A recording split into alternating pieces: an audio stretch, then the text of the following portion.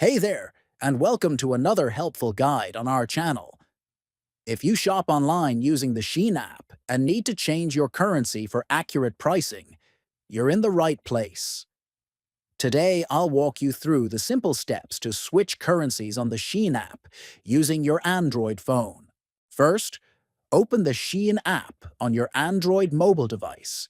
Next, tap on the Me icon at the bottom.